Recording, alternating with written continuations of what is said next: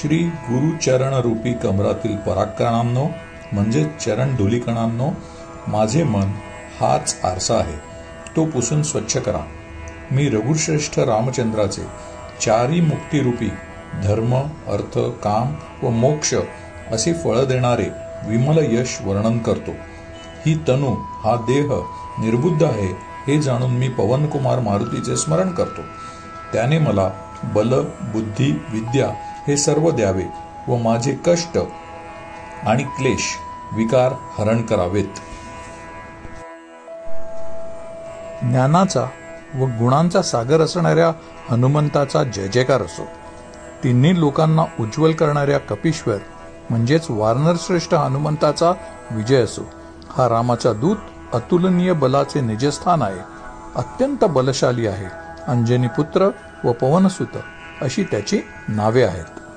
हा महावीर महान विक्रम करणारा, वज्रासारखे शरीर असलेला, वाईट बुद्धी दूर करणारा व सद्बुद्धीला साथ देणारा असून त्याची कांती कांचनासारखी आहे. उत्तम वेश, कर्णातील कुंडले व क्रुडे केस यांनी हा शोभत आहे. याच्या हातात वज्र व ध्वज शोभत आहेत. खांद्यावरून यज्ञोपवीत रुळत आहे. हा शंकराचा अवतार व केसरी नावाच्या वानराचा पुत्र आहे. याचे तेज व प्रताप फार मोठा असून हा जगाला वंदनीय झाला आहे. हा मारुती विद्यावंत, सद्गुणी आणि अतिशय चतुर आहे. रामाचे कार्य करण्याची त्याला अत्यंत उत्कंठा असून प्रभू रामचंद्राचे चरित्र ऐकण्यात त्याला अत्यंत रस आहे. रामचंद्र, लक्ष्मण व सीता यांच्या मनात त्याचा निवास आहे, म्हणजेच त्यांना तो अत्यंत प्रिय आहे.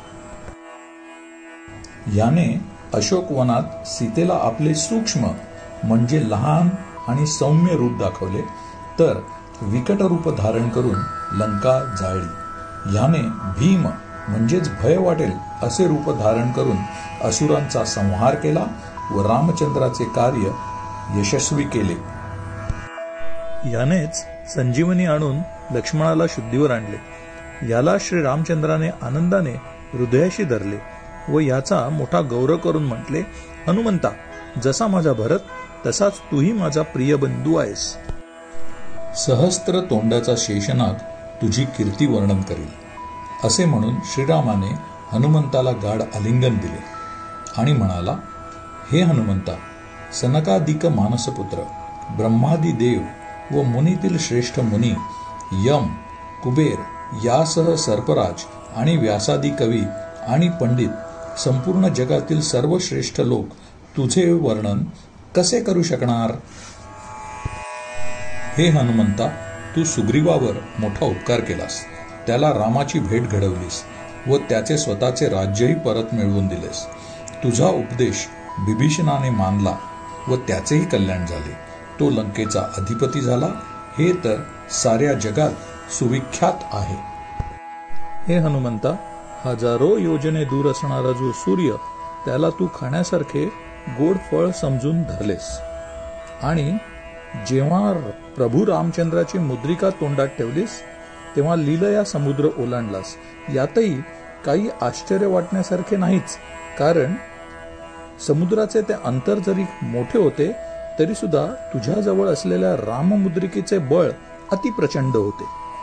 जगातील जेवढे म्हणून कठीण कार्य असेल तेवढे तुझ्या कृपेने, अनुग्रहाने सोपे होते. रामाच्या कृपेमुळे हनुमंता तू रक्षण करणार आहेस. रामाच्या आज्ञेशिवाय तू दूर जात नाहीस. तू त्याच्या नेहमी सान्निध्यात राहतोस. तुला शरण आलेल्यांना सर्व सुखे लाभतात. तू रक्षण करता असताना कोणालाही भय नसते. तू स्वतःचे तेज केवळ स्वतःच सहन करू शकतोस. तुझा भुभुत्कार ऐकून तिन्ही लोक भयाने थरथर कापतात. महावीर हनुमंताचे नाव कानी पडताच भूतपिशाचे जवळ येत नाहीत. जर वीर हनुमानाचे नाम सतत जपले तर सर्व रोग व पीडा समूळ नष्ट होतात. जर तुम्ही मन, कर्म, वाणी व ध्यान हे सर्व हनुमंताकडे लावलेत तर हनुमान तुम्हाला संकटातून सोडवतो. हे हनुमंता, तू तपस्वी राजा रामाला सर्वात श्रेष्ठ मानतोस व त्याची सर्व कार्ये तू साधून देण्यास सज्ज असतोस. हे हनुमंता, जर कोणाचेही आणखी काही मनोरथ असतील तर ते तू पूर्ण करतोस आणि त्यांना दीर्घ जीवनक्रमी फल देतोस.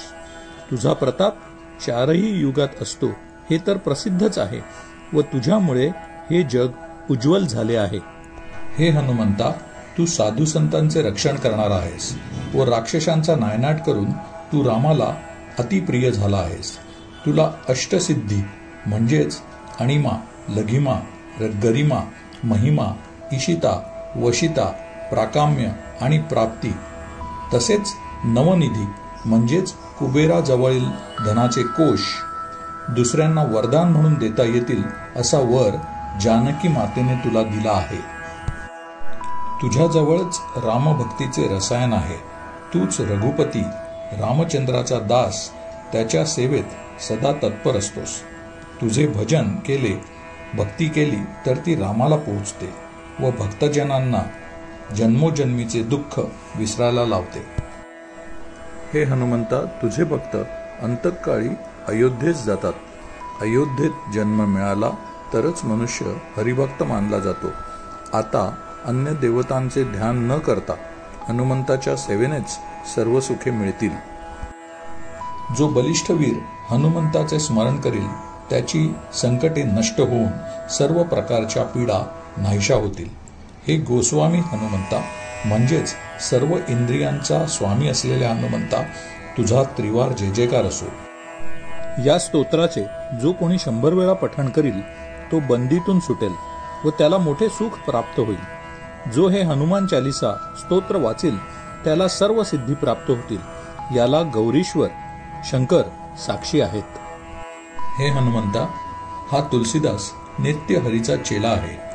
तेव्हा हे नाथ म्हणजेच हनुमंता, माझ्या हृदयात तू निवास कर. हे संकट हरण करणाऱ्या, अतिशय मंगल असे मूर्तिमंत रूप असणाऱ्या व देवांचे आणि पृथ्वीचे रक्षण करणाऱ्या पवनसुता, तू राम, लक्ष्मण, सीता यासहित आमच्या हृदयात निवास कर. इति श्री हनुमान चालिसा संपूर्ण.